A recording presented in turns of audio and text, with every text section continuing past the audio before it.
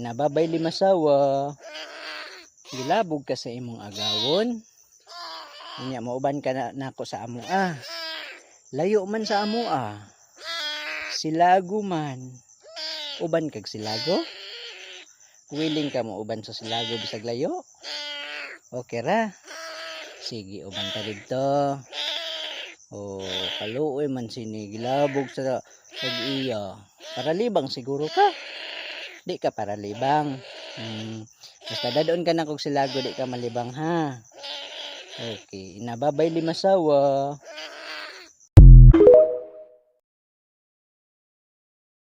Imbis na unta si James gakapasmuha naman unta ni. Karon pa taon mi mo gawas para mo kaunday kay grabing ulan na sa Siargao dili gahuno. Actually late lunch na gid kay ni gutom na kayo so diri na lang mi nangaon sa isla kusina. Wala man gid ko na grocery kay gulatan ako siya nga makauli para usahon na magpalitanan. Basta mga first few days sa gawas sa mi gapangaon ana day kay ga-relax pa yung uncle di pa gusto mo adtog market. Nya layo biyang Pure Gold diri day mga 40 minutes drive plus gaulana pa gyud nya ganahan ka gawas. So anyway mo nang gi-order ni James day mango shake. Actually na shock gani ko kay nganong mango shake nga perminti makagi-order og San Miglite. Then ako po dayon ni strawberry shake. Like day ganahan kay kuha ni day, favorite na ako ni. And morning nga mga food ang among gi-order seafood laksa. Bagi ra ni sa panahon ana nga time day kay grabing ulana tugnaw kaayo. Actually dili ako nag-order ana si James kay feel daw niya mo kaunog laksa. Then lechon kawali og nasiguring nadumduman na gyud ako tong nami sa Bali oy nga lami king nasiguring ba so why not i-try. Wara pud biya na sayang among order day kay nahurot pud biya namo tanan. Laliman kag 2 PM na nangaon gusla na kang tinaig kinsa may dili gatumo na ana. Nagkapaso-paso pag akong dila ana day kay grabe ka init ang nasiguring hantod karon mapagid na ayo. Sumora na siya day igura mi nangaon din pagkataod nang uli na dayon kay nagulana na po day mabuang kus weather diri sa Siargao. Guys, swerte kami karon guys. Look at that. Solen and asawa ni Anthony.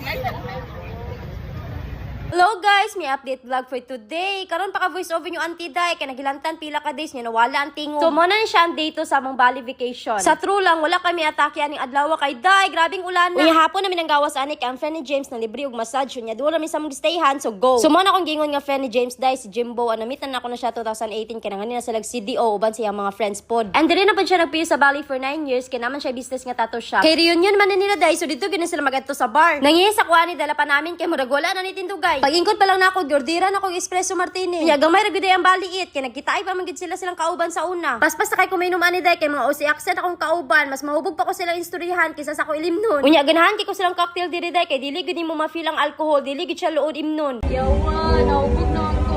Yes, sa pagalit ka shatan, na hubog na.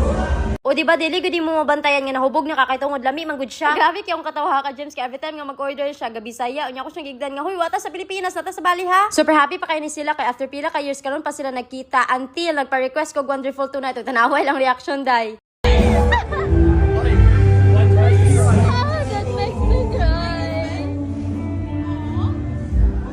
Sorry.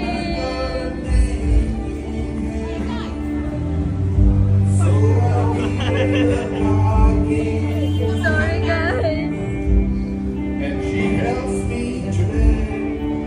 Yo, ano sagitan gigay ko sa ilo nagtanaw nga naghilakday. Kana maging Wonderful Tonight nga song is favorite na silang friend nga namatay na unya nadumduman nila ba pag play sa music. Wala pa biyan ako nagituyo kay favorite pa biyan ako nakanta no. Sa 8 years na mo rekata pag ako nakita si James nga nagilak. Isa pa dito sa circle of friends ni James nga nakanha nag-CDO yang napamit sa ako Anyway, para ma-relieve ang gibati, nag-request sila ana. Ambuti yun si tawag ana basta ka nag-apil-apil pug ko kay curious ko. Basi mambash mo kay ngi gipasagdan na gina siya sang uyab mag-smoke pero day ako regabot ana. Tiga din siya ganahan magpatato ko nga yang friend owner nag-tattoo shop diri sa Bali. Pero ay sa murag wala nagigo ka bantay nga more than 5 na nga cocktail ako na order day. Ika 8 na nako ni nga frozen tequila guys. Dili na ako mag-inom. Murag chill ang ta diri no. Nahubog naman gid ta giatay. Yawa di na gid ko mag-inom oy. Grabing pangitayan ni James ako aning nakalimot ko namri ko sa CR nag-record. Mga around 1 AM nang gawas nami sa bar pero wala sa mi nanguli kay nagbakli-baklay sa mi sa dalan ba. Ganahan kay Cos nightlife diri sa Bali kay super lively kaayo pero mas wild gito sa Thailand.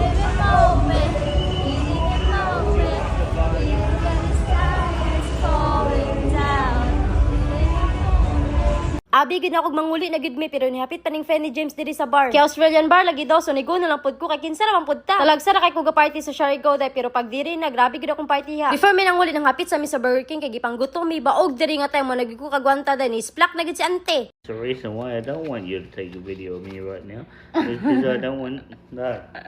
So if you Sa man na oy gipanglabay man ani mong kwarta oy. Kuan na bi arrange na. Yaw.